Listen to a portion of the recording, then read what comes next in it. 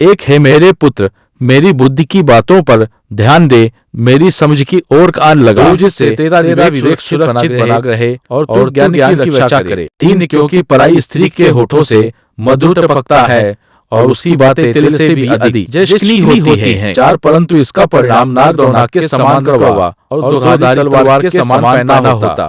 5 उसके पाँव मृत्यु की ओर बढ़ते हैं और उसके पग अधोलोक तक पहुँचते हैं। 6 वह जीवन के मार्ग के विषय विचार नहीं करती, उसके चाल चलन में चंचलता परंतु उसे वह स्वयं नहीं जानती। 7 इसलिए अब है मेरे पुत्रों मेरी सुनो और मेरी बातों से मुंह मोड़ो। 8 ऐसी स्त्री से दूर ही रहा और उसकी डेवड़ी के पास भीगन जाना। 9 कहीं ऐसा न हो कि तू अपना यश औरों के हाथ और अपना जीवन क्रूरजन के वश में कर दे। 10 या पराये तेरी कमाई से अपना पेट भरें और परदेशी मनुष्य तेरे परिश्रम का फल अपने घर में रखें। 11 और तू अपने अंतिम समय में जब तेरे शरीर का बल खत्म हो जाए तब कराह कर। 12 तू यह कहेगा मैंने शिक्षा से कैसा बैर किया और डांटने वाले का कैसा तिरस्कार किया। 13 मैंने अपने गुरुओं की बातें मानी और अपने सिखाने वालों की और ध्यान लगाया। 14 मैं सभा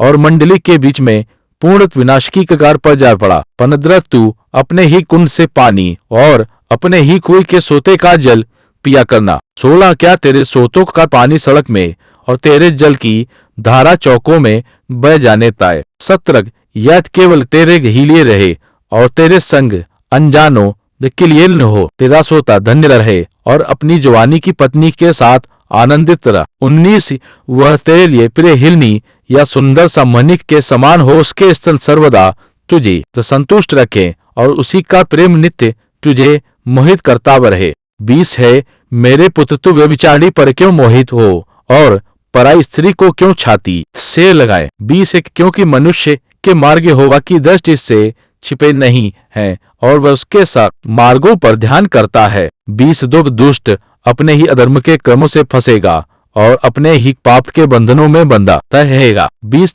वह अनुशासन का पालन करने के कारण मर जाएगा और अपनी ही मूर्खता के कारण भटकता रहेगा। वीडियो को देखने के लिए परमेश्वर आपको आशीष दे।